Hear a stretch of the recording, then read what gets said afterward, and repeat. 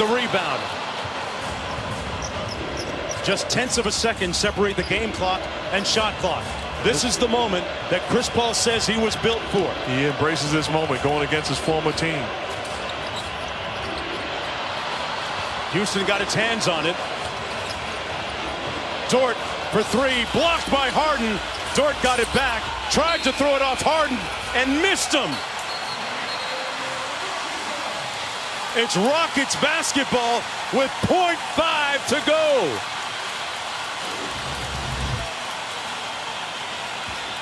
James Harden, don't ever talk about his defense again. What a play. And Chris Paul is trying to sell to the referees that he called a timeout, but this is an outstanding job by James Harden. That's a winning play.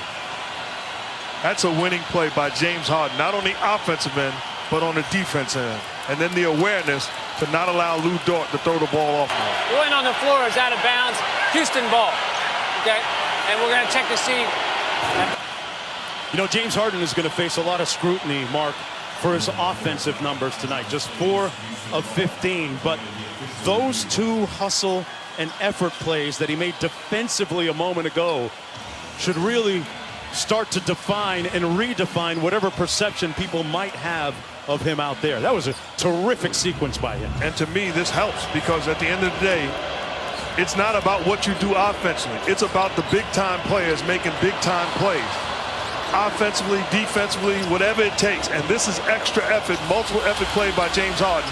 Being in the paint, chasing down Lou Dort, blocking the shot. Chris Paul trying to call the timeout. Absolutely, and they're taking a look at that because he is right. When Lou Dort has the basketball prior to throwing it out of bounds, Chris Paul is calling it for a timeout.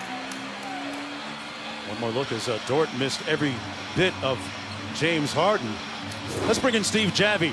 Steve, how do you interpret that sequence? Houston ball. Please reset the game clock to 1.6. Guys, here, place here where Dort goes up before he even has possession, and he alights from out of bounds. So that's what they're looking at to see who caused it to go out of bounds. So you might think as Dort, I don't know if we see it on the replay there, Dort jumps and alights from out of bounds, touches the ball. So it's out of bounds, Houston ball. One more look. Look at his Dort's feet as he catches the ball. Oh, yeah. Right there. Great look and great call, Steve Javie. Outstanding work. That's why they pay you the big bucks, Steve. And Steve, thanks a lot for joining us as we get a different angle of it this time. Dort right there is out of bounds on the line.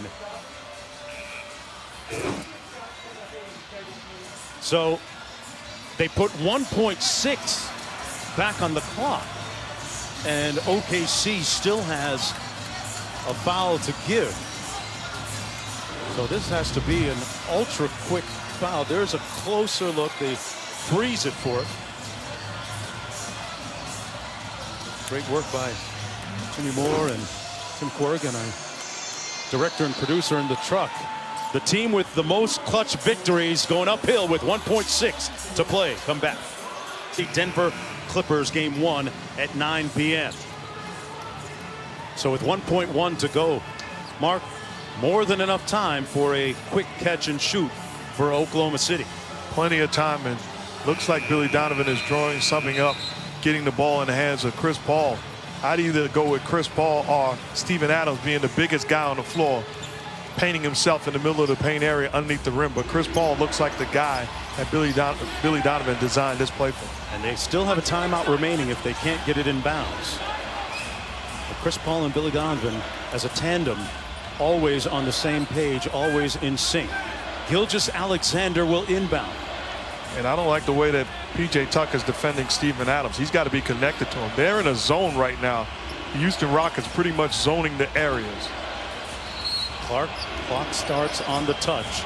Gilgeous-Alexander is going to have to burn another timeout. Billy Donovan all the way out at half court to make it happen. And they're saying that they called the foul prior to. Oh.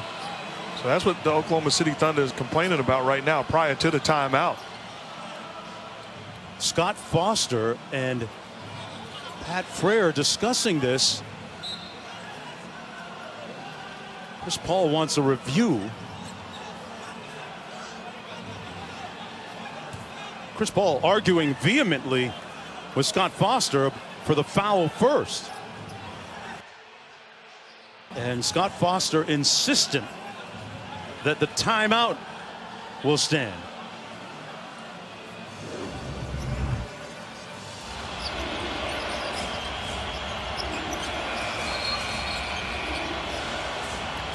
Boy.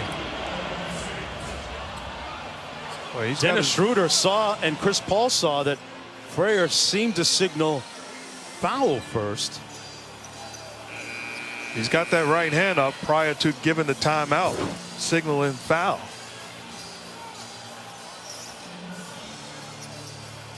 Well, it's going to be Thunder basketball with no timeouts remaining and 1.1 to play. A tremendous amount of conversation and discussion.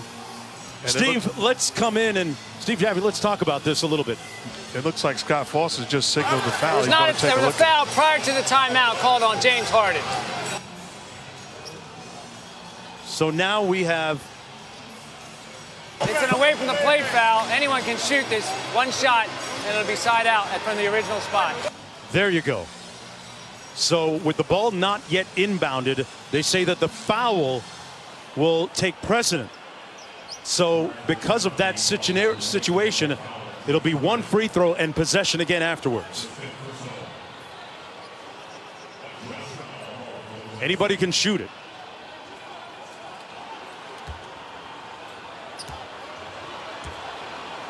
They still need a score even if Gallinari makes the bucket here. The only difference being if he makes it, that score would count for a win instead of a tie.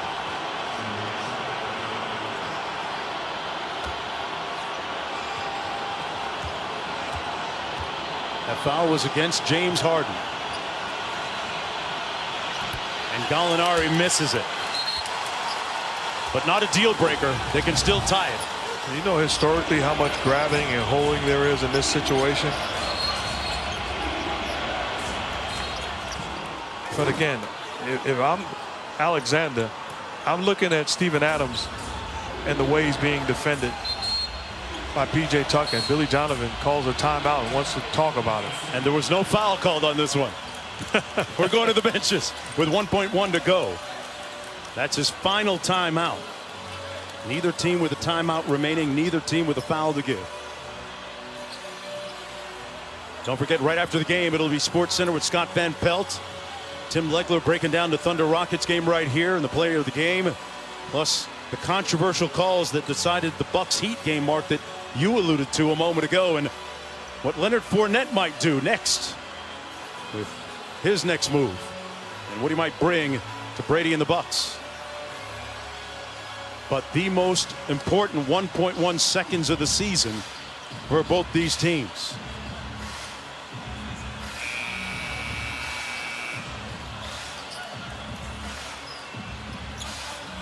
I tell you what, both games tonight has not been the finest moment for whistleblowers. It's taken a lot of courage to make the calls that they've made. And speaking of courage, we'll see who has it, who gets it, who makes it, and potentially takes it for OKC. Gilgeous-Alexander to inbound again. Schroeder, Adams, Gallinari, and Chris Paul on the floor as well. And Steven Adams just dived to the rim. He's wide open. Guarded by P.J. Tucker. And they get it blown up. The Houston Rockets blow it up, deflect it away. They tried to get it to Adams, and ball game over. The Houston Rockets advance to take on the Los Angeles Lakers. What a battle.